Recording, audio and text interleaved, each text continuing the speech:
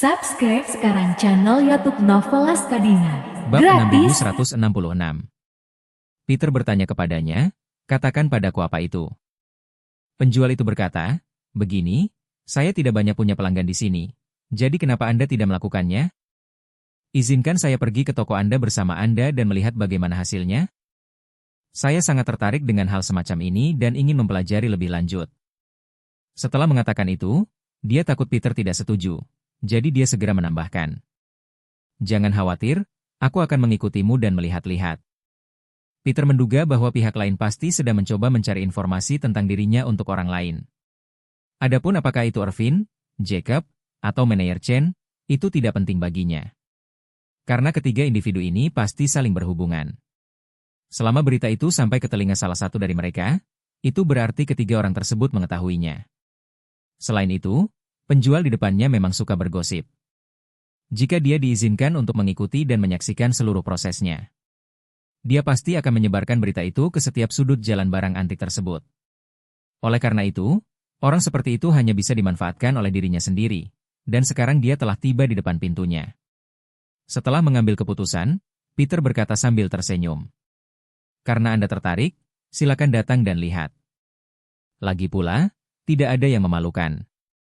Setelah mengatakan itu, Peter mengingatkan saya, "Tapi jika kamu ingin pergi ke toko saya, kamu harus membuat perjanjian 3 bagian denganku dan mematuhi aturanku." Penjual itu buru-buru berkata, "Tidak masalah, manajer Yao, saya akan melakukan apapun yang Anda minta."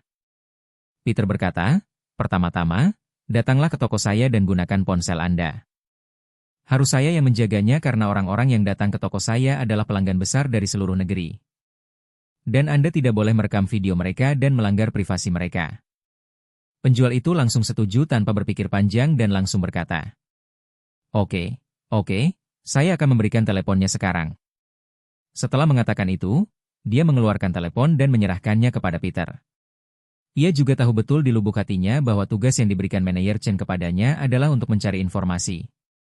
Jangan merekam video.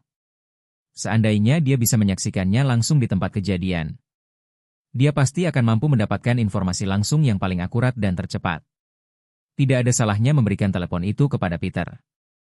Dan Peter juga tahu betul bahwa penjual ini ingin mendapatkan informasi rahasia tentang apa yang dia jual. Dan dia bisa saja memanfaatkannya untuk membalikan arah opini publik tadi malam. Satu-satunya hal yang perlu diperhatikan adalah dia tidak boleh membiarkan orang itu mengambil video tersebut dan menyebarkannya secara acak. Karena ada kemungkinan besar dia akan langsung mendapatkan 20 juta hari ini, yang setara dengan menghasilkan 19,7 juta pada hari pertama pembukaan. Kemarin terjadi kerugian sebesar 300.000 yuan. Itu bukan apa-apa jika dilihat dari skala negara secara keseluruhan. Tapi Anda menghasilkan hampir 20 juta yuan dalam satu malam. Jika benar-benar menyebar, hal itu bisa langsung menjadi topik pencarian populer. Sejak video pendek mulai menjadi tren di internet, jika Anda ingin menjadi viral, Anda harus memiliki video. Jika tidak ada video, netizen tidak akan lagi percaya hanya dengan mengatakan bahwa seseorang menghasilkan 20 juta dalam satu malam. Dengan mengambil ponsel para penjual, bahaya tersembunyi penyebaran video dapat dihilangkan. Lalu, dia mengambil telepon seluler yang diberikan kepadanya oleh penjual dan berkata kepadanya, "Selain tidak bisa merekam video, begitu saya mulai bertemu pelanggan hari ini, Anda tidak diperbolehkan pergi tanpa izin sampai saya selesai melayani pelanggan atau barang-barang terjual." "Oke, tidak masalah." Penjual itu setuju, sambil berpikir dalam hati, "Saya takut Anda akan mengusir saya di tengah jalan. Karena saya sudah setuju untuk membantu manajer Chen mencari informasi, saya harus menemukan cara untuk mengawasinya sampai akhir."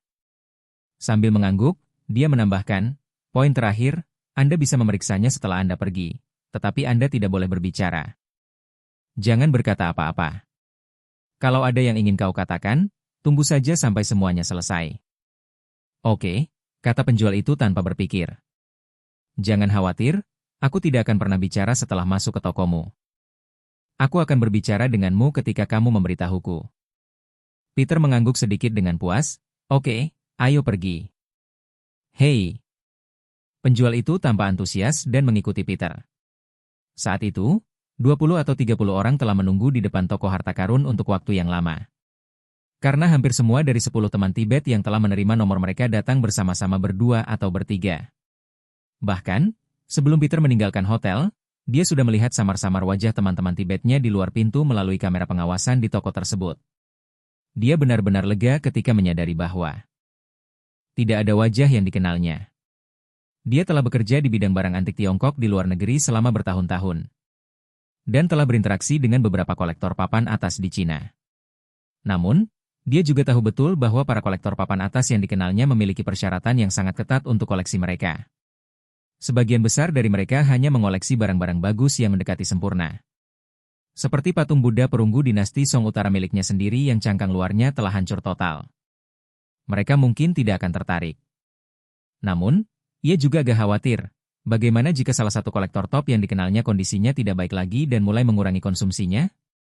Dan setelah selera konsumsi orang lain menurun, dia ternyata menyukai patung Buddha perunggu dinasti Song Utara miliknya. Maka, permasalahan hari ini kurang lebih sulit. Untungnya, semuanya tidak menyimpang dari harapannya. Patung Buddha perunggu dari dinasti Song Utara ini berhasil menyaring para kolektor besar yang dikenalnya. Bagi Peter, penampilan benda ini sesempurna setelan jas yang dibuat khusus. Setiap poin sangat sesuai dengan kebutuhan saya. Jika ini terjadi hari ini, dia benar-benar harus berterima kasih kepada Jacob atas kesempatan ini. Pada saat itu, Petrus datang ke pintu, membungkukkan tangannya kepada semua orang, dan berkata sambil tersenyum. Maaf telah membuat Anda menunggu begitu lama. Saya pemilik toko harta karun. Silakan masuk dan mari kita bicara. Ketika semua orang melihat bos ada di sana, mereka semua mulai berbicara. Dia menundukkan tangannya dengan sopan. Kolektor dari ibu kota yang mendapat peringkat nomor 1 bertanya. Bos, saya dapat nomor 1, jadi saya ingin bertanya, apakah kita masuk satu persatu sesuai urutan, atau kita masuk bersama-sama sekarang? Sang kolektor memiliki ide yang sangat sederhana. Dia merasa bahwa karena dia memegang nomor 1, akan lebih baik baginya untuk berusaha sebaik mungkin melihat barang itu terlebih dahulu. Jika tidak ada masalah dengan barang tersebut, dia akan langsung membelinya dari Peter dengan harga 20 juta. Dengan cara ini, tidak perlu lagi orang-orang yang tersisa untuk datang. Dia tidak takut orang-orang ini melihat hal-hal tersebut, tetapi dia takut orang-orang ini akan menawar melawannya di tempat itu juga. Meskipun sang bos sudah menyebutkan harga tetap sebesar 20 juta secara online. Hal semacam ini tidak tunduk pada batasan hukum apapun dan dapat berubah sewaktu-waktu. Jika seseorang menawarinya 25 juta, dan dia langsung mengingkari janji harga tetap tersebut. Tidak ada yang bisa dia lakukan untuk melawannya. Peter tersenyum saat itu dan berkata, karena semua orang sudah menunggu di depan pintu begitu lama. Tidak ada alasan bagi semua orang untuk terus menunggu di luar. Setelah semua orang masuk, semua orang dapat melihat barang tersebut satu persatu sesuai urutan nomor antrean. Setelah semua orang melihatnya, saya tidak akan menaikkan harga untuk sementara waktu. Harganya tetap sama seperti yang saya posting online. Saat itu, semua orang bisa memutuskan apakah mereka mau membeli atau tidak sesuai dengan urutan nomor antrian. Jika nomor 1 bersedia membeli, maka hak pembelian akan langsung menjadi milik nomor 1. Dan saya hanya bisa meminta maaf kepada yang lain, tetapi jika nomor 1 belum siap untuk memintanya. Atau jika tidak dapat segera mengirimkan pembayaran ke rekening dalam waktu 5 menit, maka hak pembelian akan ditunda ke nomor 2. Begitu kolektor nomor 1 mendengar ini, dia merasa lega, tetapi yang lain tidak langsung putus asa.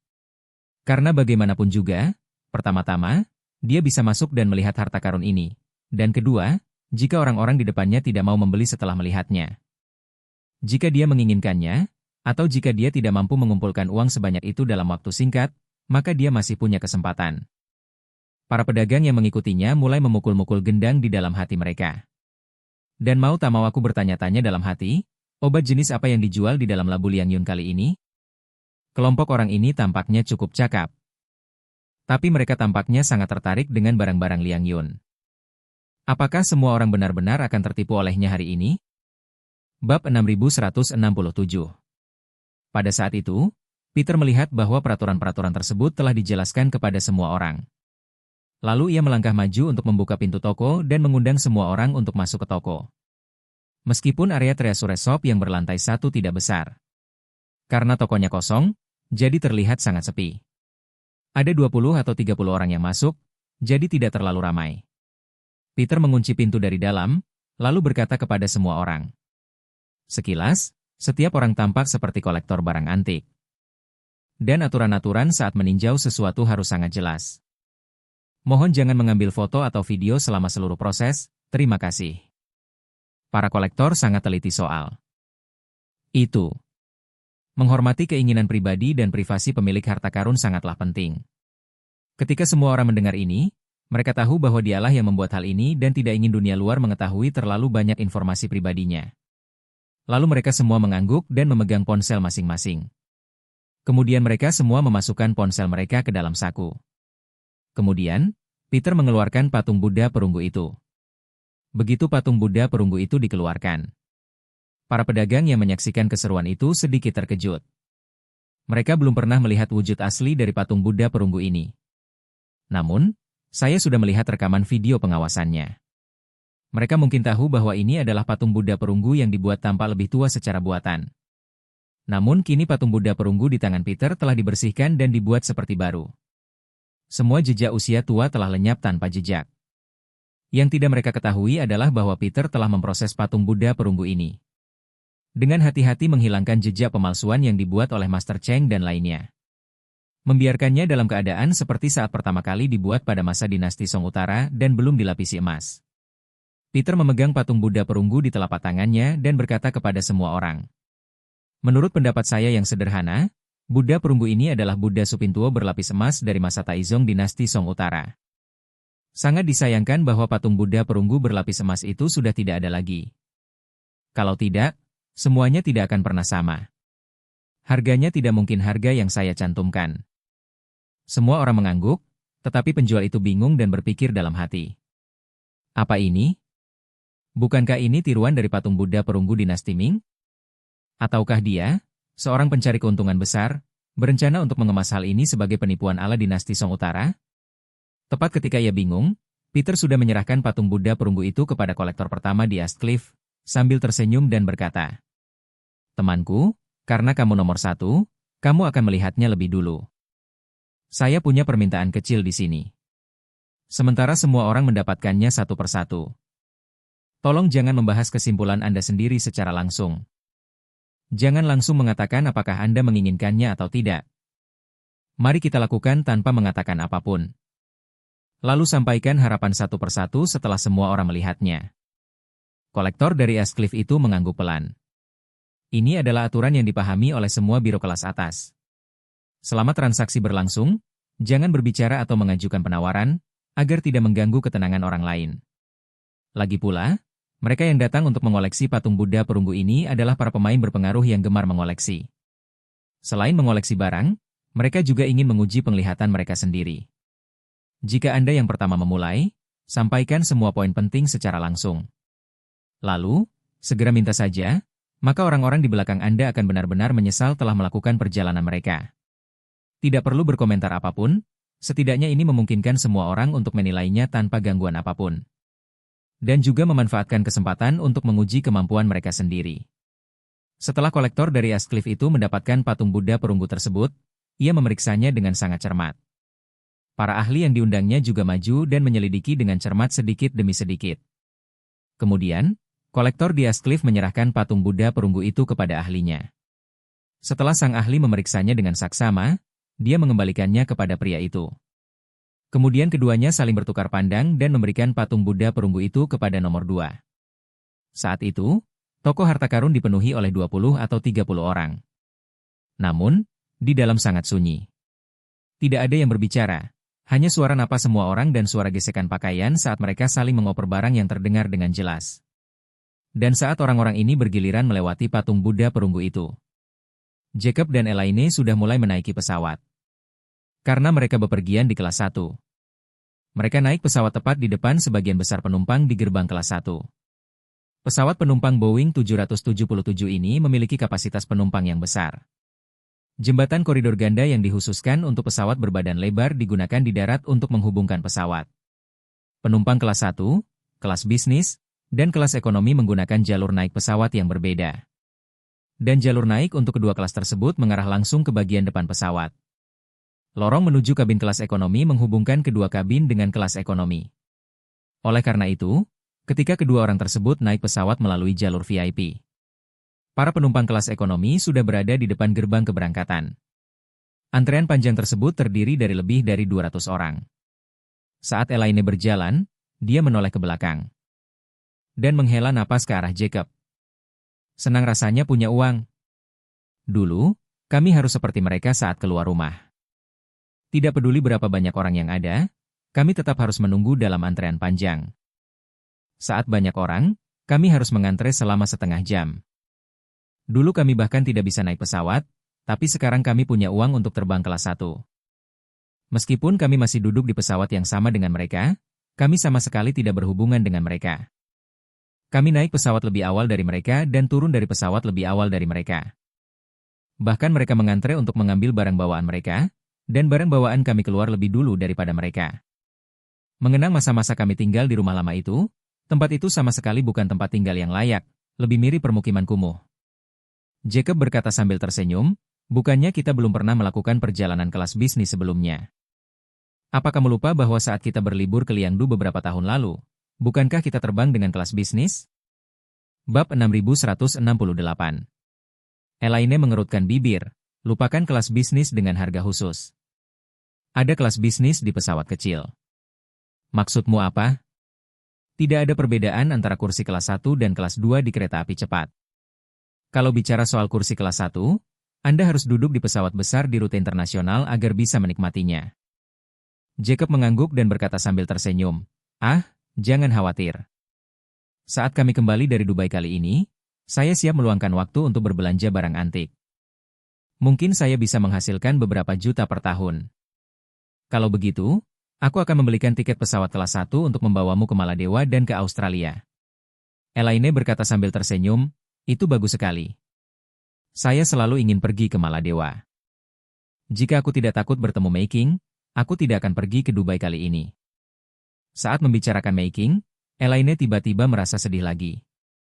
Dia berdiri, melambaikan tangannya, dan berkata, "Jangan sebut-sebut perempuan licik itu, suamiku. Jika kamu bekerja keras saat kita kembali nanti, mungkin kamu juga bisa memiliki karir kedua." Jacob setuju dan berkata sambil tersenyum, "Tunggu saja dan lihat." Saat mereka berbicara, keduanya sudah naik ke pesawat. Kabin kelas 1 pesawat ini mengadopsi tata letak 121. Setiap kursi merupakan kotak VIP yang relatif independen. 2 kursi tengah bersebelahan. Jadi, sekat tengah dapat dibuka untuk membentuk kotak ganda yang lebih besar. Saat Jacob melakukan check-in, dia memilih 2 kursi di tengah. Begitu mereka berdua duduk, pramugari Emirates Airlines yang antusias segera datang dan dengan hormat menawarkan minuman, handuk, masker mata uap, dan sandal sekali pakai untuk mereka berdua. Ini adalah kali pertama Jacob terbang di kelas 1 dalam penerbangan internasional. Dan pramugari itu memberinya pelayanan yang teliti. Hal itu membuatnya merasa sedikit tersanjung. Namun Elaine yang duduk di sebelahnya tidak terkejut. Lagi pula, dia adalah salah satu orang yang beruntung karena bisa terbang ke Amerika Serikat dengan pesawat pribadi. Pengalaman itu membuatnya lulus dalam bidang penerbangan. Begitu duduk, Elaine langsung mengeluh kepada pramugari di sebelahnya. Mereka bilang Emirates adalah maskapai penerbangan terbaik di dunia. Tapi kursi di pesawatmu sangat tidak nyaman. Jauh lebih buruk daripada Gulfstream G650 itu. Pramugari itu berjongkok dan berlutut di samping kakinya, lalu berkata dengan nada sangat meminta maaf. "Maafkan saya, Bu MA, saya benar-benar minta maaf telah membuat Anda merasa sangat kecewa. Kami di Emirates Airlines tergabung dalam Volkswagen Airlines. Maskapai ini selalu berada di peringkat 5 besar di dunia. Dan tingkat perangkat keras kami adalah salah satu yang terbaik di antara maskapai penerbangan publik di dunia. Namun, Gulfstream G650 yang Anda sebutkan adalah jet pribadi. Tidak ada batasan atas untuk modifikasi interior jet pribadi. Jadi, jenis penerbangan publik kita mungkin memang tak tertandingi. Namun Anda dapat yakin bahwa kami pasti akan memberikan layanan terbaik di penerbangan ini." Elaine sebenarnya sangat puas dengan lingkungan di sini. Dan alasan menyebutkan Gulfstream G650 hanyalah untuk pamer. Melihat bahwa tidak ada yang salah dengan sikap pramugari, Elaine berkata dengan angkuh, "Kembali dan sampaikan kepada pemimpin Anda untuk memberikan saran. Kita harus meningkatkan kabin kelas 1 ini menjadi kabin kelas 1 yang mewah. Bukannya kami tidak mampu membelinya." Pramugari itu berkata dengan cepat, "Saya pasti akan menyampaikan saran Anda kepada perusahaan." Elaine mengangguk puas, melambaikan tangannya, dan berkata, "Baiklah, silakan lanjutkan pekerjaanmu." Pramugari itu diberikan amnesti dan berkata dengan hormat, "Kamu bisa menghubungiku kapan saja jika membutuhkannya." Setelah pramugari pergi, Yakub bertanya kepada Elaine dengan rasa ingin tahu. "Apakah jet pribadi? Itu sangat mewah?" Elaine memutar matanya ke arahnya. "Aku sudah mengunggahnya di momen saat itu, apa kamu tidak melihatnya?" Jacob berkata tanpa sadar, "Aku tidak memperhatikan." Elaine ingin memarahinya karena tidak memikirkan dirinya saat itu. Namun kemudian ia berpikir ulang karena mereka berdua telah berdamai, ia tidak ingin berurusan dengan monster ini dan menimbulkan masalah, jadi ia berkata, "Mulai sekarang, kamu harus menyukai dan mengomentari setiap unggahan di lingkaran pertemananku. Kalau tidak, aku akan berkelahi denganmu." Jacob dengan cepat berkata, "Tidak masalah." Elaine mengambil foto berbagai barang di kabin kelas 1 sambil bertanya kepada Jacob, "Berapa lama lagi sampai lepas landas?" Jacob melihat jam dan berkata, "Kurasa masih ada 20 menit lagi sebelum mereka menutup pintu kabin. Tunggu setengah jam lagi dan kita hampir bisa terbang." Elaine mengangguk, dia mengerutkan bibirnya dan berkata, "Terlalu banyak yang dirugikan di kelas ekonomi. Mereka benar-benar menunda-nunda. Aku akan menyipitkan mata sebentar. Terlalu pagi untuk bangun hari ini." Setelah mengatakan itu, dia melepas masker mata uap dan memakainya, menutup matanya untuk rileks. Pada saat itu, toko harta karun telah diwariskan kepada 10 kolektor. Akhirnya mengembalikannya kepada Peter. Penjual itu terus mengamati ke-10 orang tersebut saat mereka sedang melihat-lihat barang. Berharap salah satu dari mereka akan menemukan sesuatu yang salah dengan barang-barang itu dan langsung menyerang Peter di tempat. Namun yang tidak dia duga adalah begitu banyak orang menontonnya satu demi satu. Dan masing-masing memandanginya dalam diam. Dia tidak bisa memastikan apakah kualitasnya terlalu tinggi, atau apakah itu terlalu nyata. Pada saat itu, Petrus menyingkirkan patung Buddha perunggu itu dan berkata, "Karena kalian semua sudah melihatnya dan saya yakin kalian memiliki gambaran yang jelas tentang nilai sebenarnya dari benda itu. Saya tidak akan membuang waktu semua orang dan langsung saja mulai dari teman kolektor nomor 1. Sudah memutuskan untuk mengambilnya atau tidak?" Yang lain juga memandang orang nomor 1 dengan gugup. Jika dia memintanya langsung dan membayar dalam waktu 5 menit, maka yang lain tidak punya kesempatan. Saat itu, nomor 1 sudah gelisah menunggu. Ketika mendengar apa yang dikatakan Petrus, ia segera berkata dengan lantang dan nada yang sangat tegas. "Aku mau. Aku mau. Berikan aku nomor rekening, 20 juta akan langsung ditransfer." Bab 6169. Tidak ada yang menyangka kesepakatan itu akan tercapai secepat ini, kecuali Peter.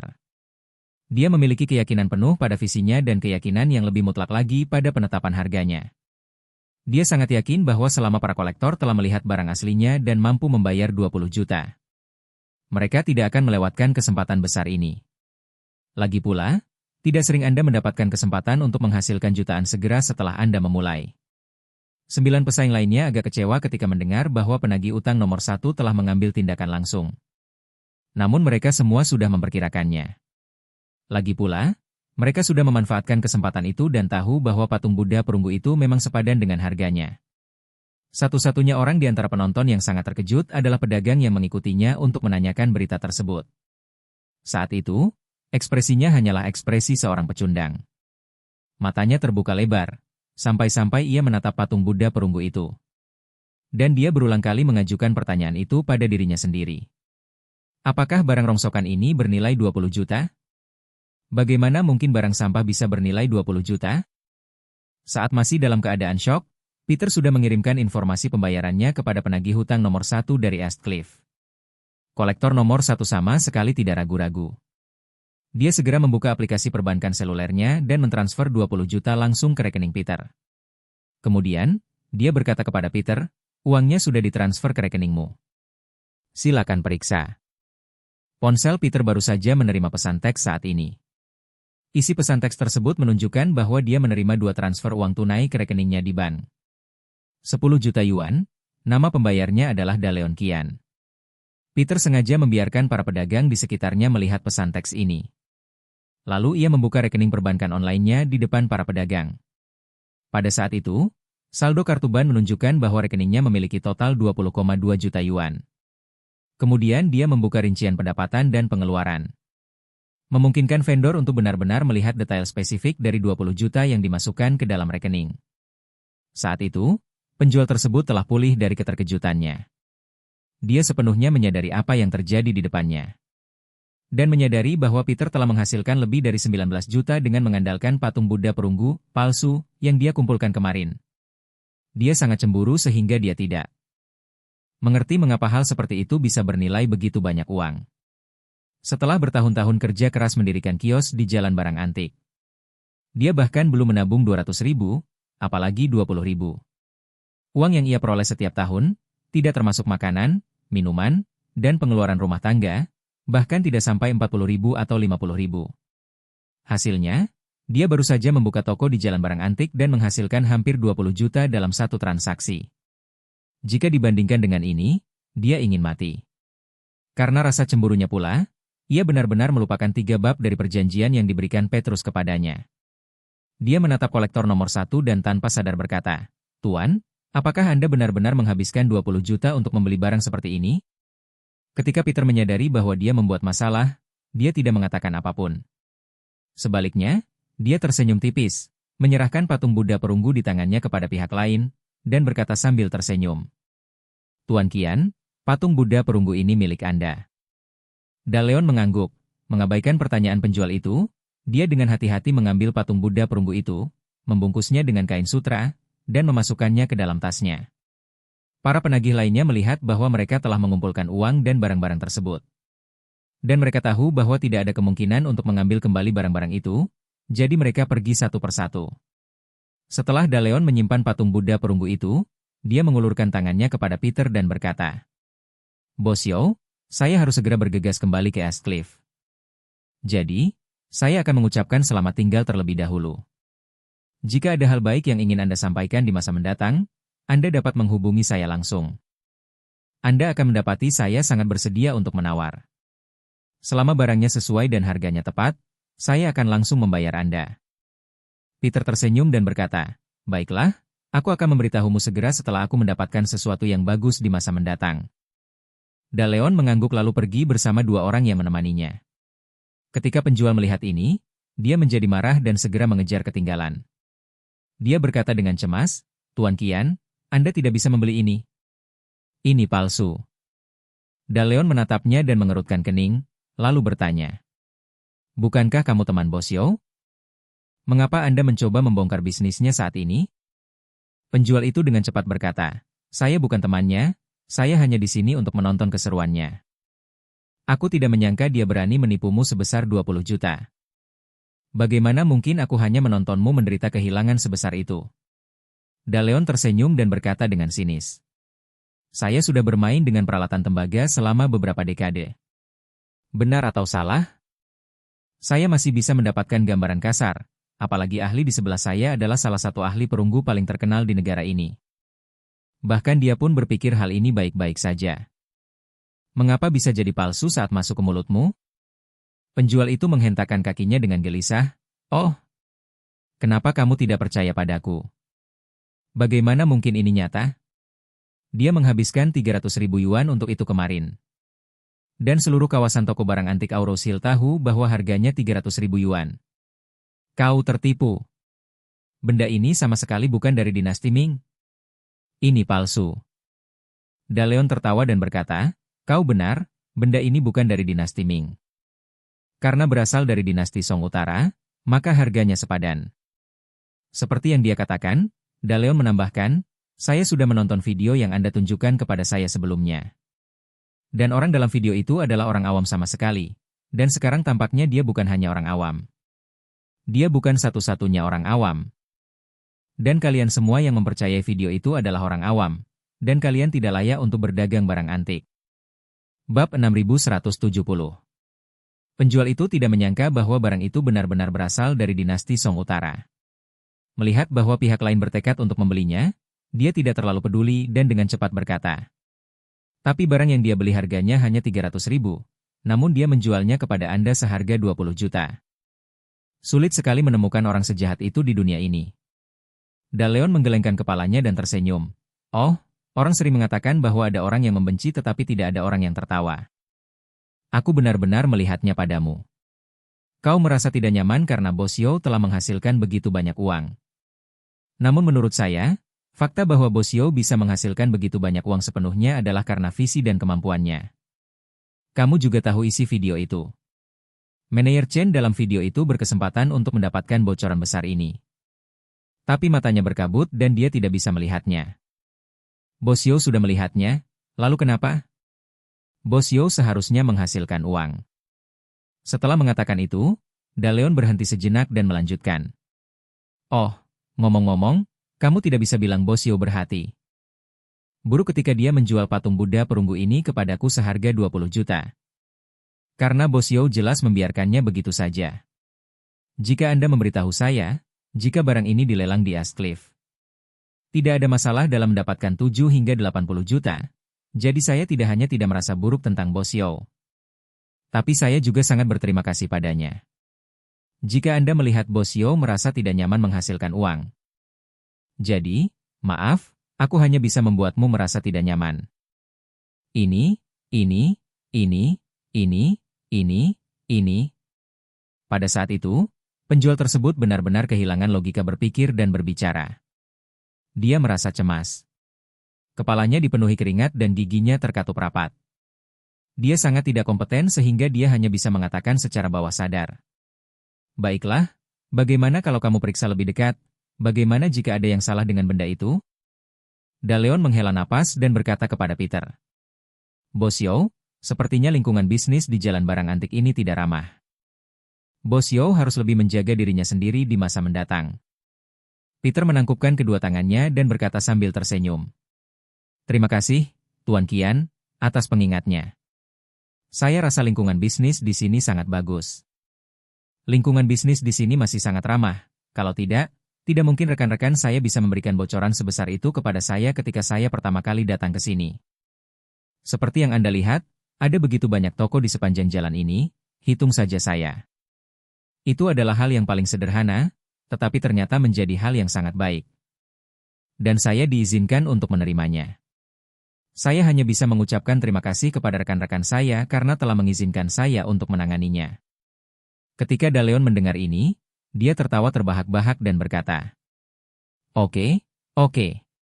Bos Yo memiliki wawasan seperti ini, dia memang bukan orang biasa. Jika Anda memiliki kesempatan untuk mengunjungi Ascliff di masa mendatang, kamu pasti akan menghubungiku dan kita bisa minum-minum di rumahku. Oke. Peter mengangguk dan berkata, tentu. Daleon tersenyum dan berkata, sudah larut, saya permisi dulu. Selamat tinggal. Daleon dan rombongannya berbalik dan meninggalkan toko, sementara penjual itu masih berdiri di sana dengan tatapan kosong. Melihat sosok mereka yang menjauh, seluruh diri saya merasa berduka. Peter melihat bahwa pria itu sepertinya telah kehilangan jiwanya, jadi dia mengembalikan ponselnya dan berkata dengan dingin. Kita telah menyepakati poin-poin dalam perjanjian tersebut, tetapi Anda tidak hanya tidak mematuhinya, Anda juga ingin melemahkan saya. Karena kamu tidak baik hati, maka jangan salahkan aku karena tidak adil. Mulai sekarang, kita seharusnya tidak berhubungan lagi satu sama lain. Dan kita sebaiknya tidak berbicara satu sama lain saat bertemu. Penjual itu sangat marah hingga ingin mati, tetapi ketika dia mengembalikan telepon itu, dia segera mengambilnya dan berlari keluar. Begitu keluar, dia langsung menelepon manajer Chen. Manajer Chen baru saja tiba di toko barang antik saat itu, dan sebelum dia sempat bereaksi, dia menerima telepon. Begitu telepon terhubung, dia langsung bertanya. Bagaimana keadaan Liang Yun? Apakah kamu sudah menemukan informasi apapun? Penjual itu sangat sedih hingga ia menangis terseduh-seduh dan berkata sambil terisak-isak. Chen. Manajer Chen, Manajer Chen. Manajer Chen terkejut dan berkata dengan cepat. Kau tak tahu harus berkata apa? Kenapa kau menangis? Kau seperti orang mati. Penjual itu menangis dan berkata, Manajer Chen, saya tidak bisa mengendalikan diri, saya merasa sangat buruk. Ada apa? Manajer Chen dengan marah memasukkan puntung rokok yang setengah terhisap ke dalam asbak. Di dalam, dia menusuknya beberapa kali, menghancurkannya, dan mendesak dengan tidak sabar. Lebih baik kau langsung ke intinya di kalimat selanjutnya, kalau tidak, putuskan panggilan sialan ini. Langsung ke intinya, penjual itu bergumam sesuatu sambil terisak, lalu menangis dan berkata, "Baiklah, saya akan langsung ke intinya. Dengarkan baik-baik. Liang Yun baru saja menjual patung Buddha perunggu itu. Patung itu terjual seharga 20 juta. Tubuh manajer Chen lemas. Ia langsung merosot dari sofa dan duduk di lantai.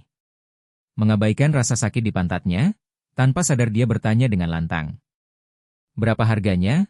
Berapa harganya? Penjual itu juga berteriak lantang, 20 juta. 20 juta. Seorang kolektor besar dari East Cliff membelinya seharga 20 juta dan mentransfernya di depan saya. Dia bahkan tidak mengedipkan matanya. Sialan, mata manajer Chen menjadi gelap, dan dia bertanya dengan gemetar. Kau, apa yang baru saja kau katakan itu benar? Benarkah dia menjual barang itu seharga 20 juta? Penjual itu berteriak, kau bisa membunuhku karena telah berbohong padamu.